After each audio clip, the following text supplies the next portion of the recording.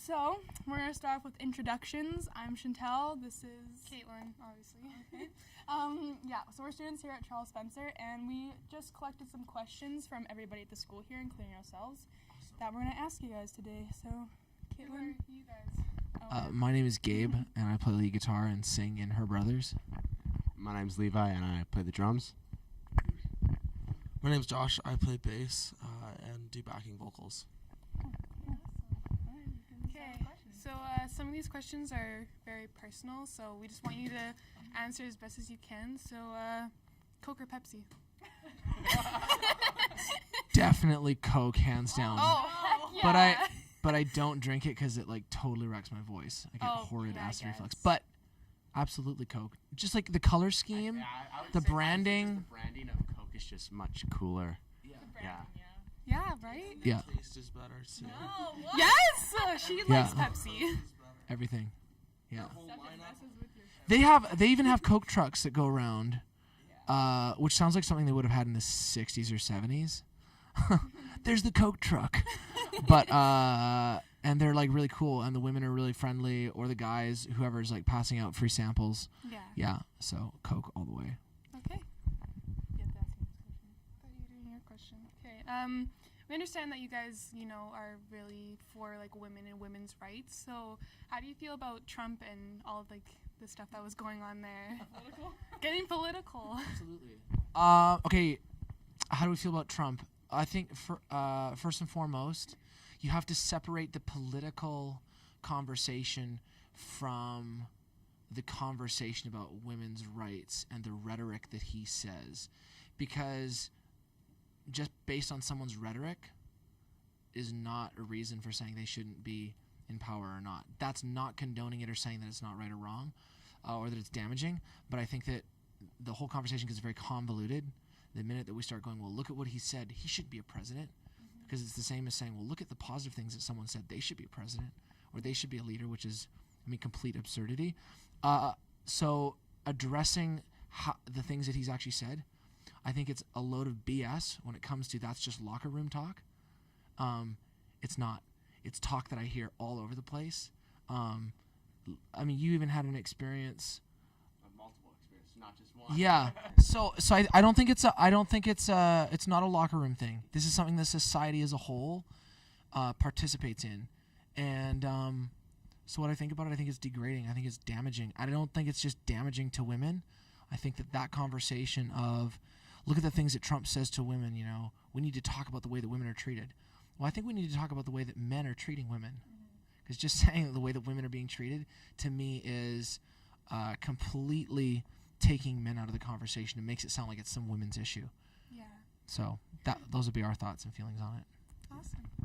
Yeah, that makes sense, because like you said, just talking about it, you're not doing anything about it. You're addressing the situation, but like you're not doing anything, right? Yeah. Okay. So back to experiences. Was your band and its music inspired by your experience in Southeast Asia? That was mentioned in your promo? Probably a little bit of everything. We've been very influenced by oh my word, like such a wide variety. Yeah, probably musically more so, actually. We've been influenced by artists like U2, Peter Gabriel, Sting, that have used their music to talk about things, and I think that when it has that, Roger Waters, when it has that engine, when it has that soul, it just carries it a whole nother level. So what happened for us in Southeast Asia and those travels and stuff was certainly influential of what we were writing about and whatnot, and the things that we write about. Everything that we write about is about life and my depression, or our lives are influential.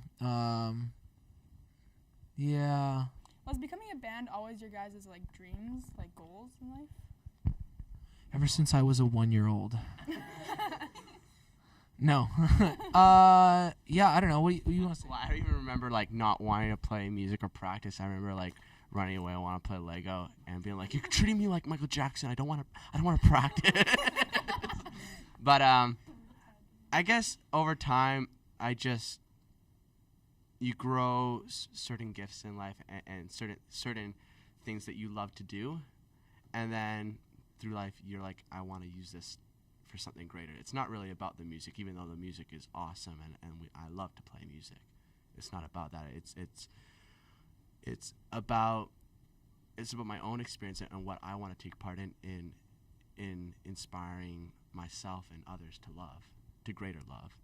I think that's all I have to say.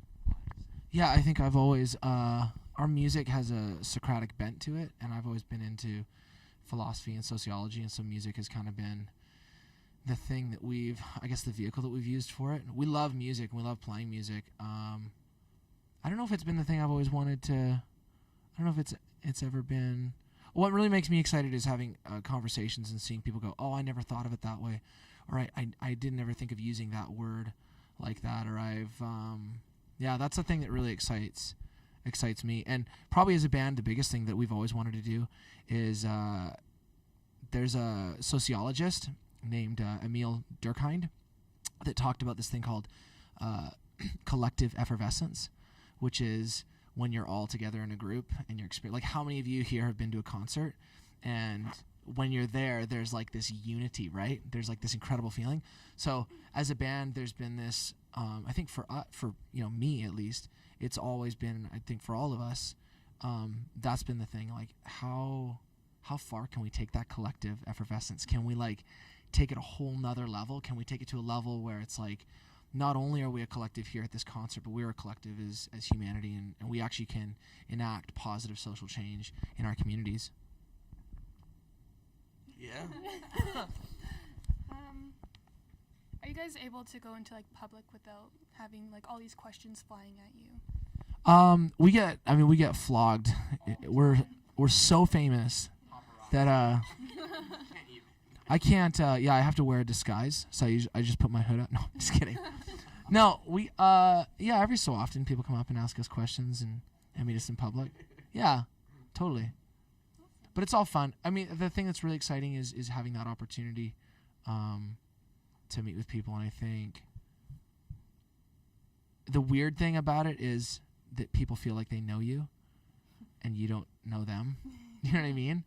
Yeah. And we try to be really as honest as we can with our music. So sometimes if it's like people know things about you that you're like, oh, you picked up on that? I'm like, but I know nothing about you. Yeah. So, yeah, that's probably, yeah. All right. Is there money to be made in having a band? Wish. Yes, absolutely. In like royalties, in shows, licensing, all that stuff. It's like the world of things that aren't fun to do. But absolutely, there's money in it. But yeah, knowing how to get your royalties and licensing and whatnot, and properly making sure all those things are taken care of. As a writer, there's tons of money. Yeah. What's your thought process of like coming up with songs? We probably both, yeah. Like work together. Yeah, it is all over the place because I don't think of art as like it has to be a formula, but what we usually take it as is I'll create like a rhythm. I like to talk about the rhythms because if you listen to a song, it makes you move in a certain way. If it's too slow, it's like, oh, it's another way you can connect with the listener.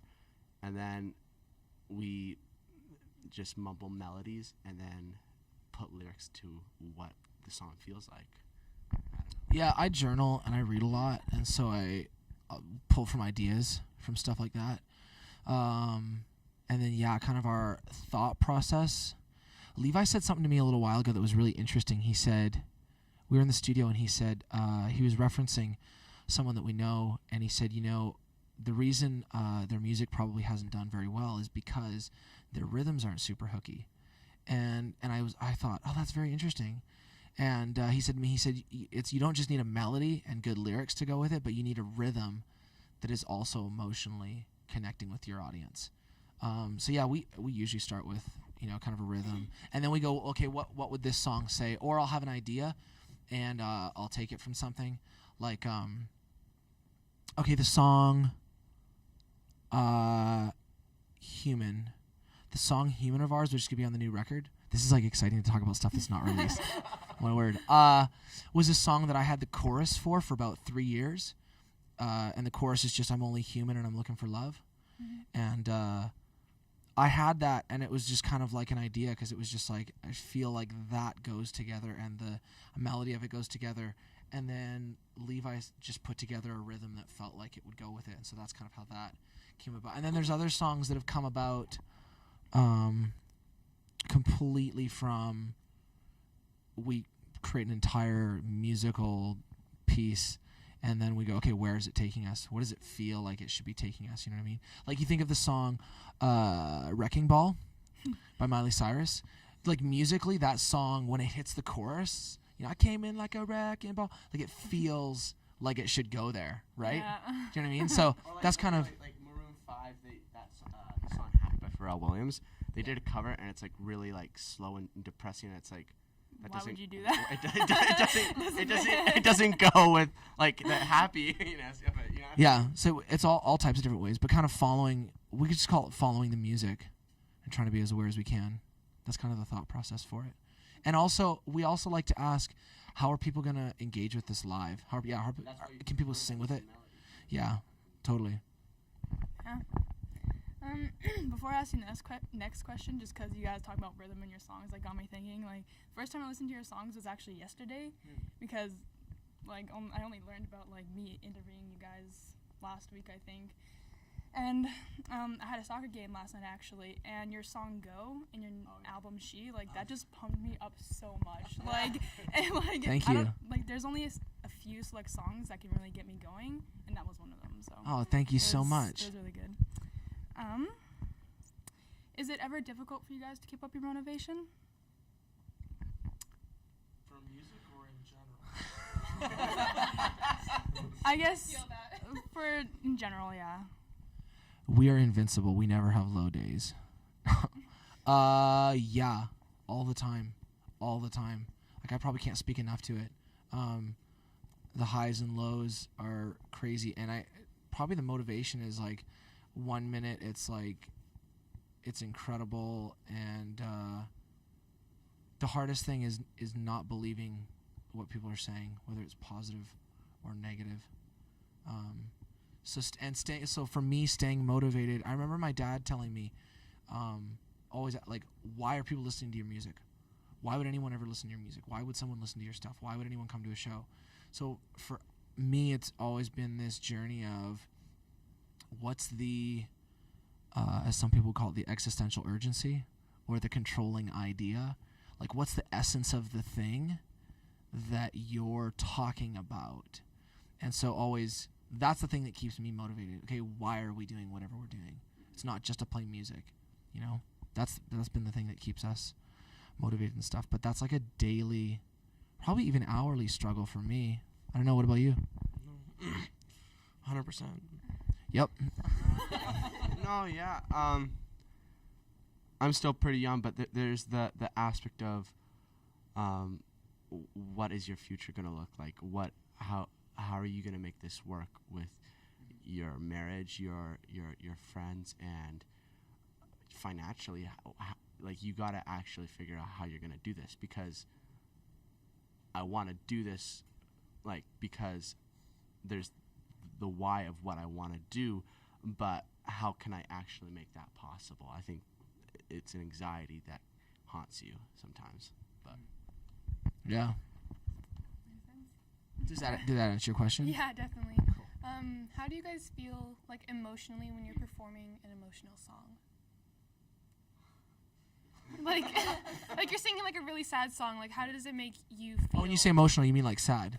Yeah, like, in your mind, you're Right. just like, am I gonna cry? I have to get through this, or... Yeah, I've broken up on stage before. Yeah.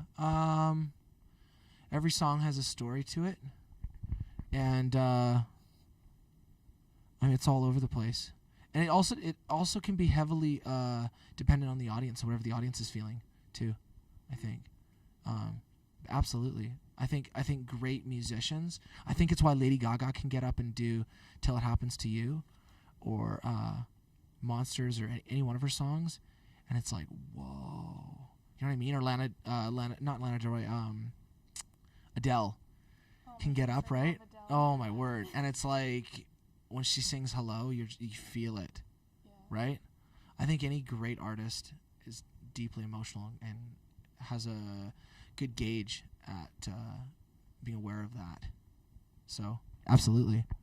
Okay, well, thank you so much for coming here and letting us ask some questions. Anytime. Thank you. That's all we have time for today. We had a couple more questions, but you guys have to perform, so.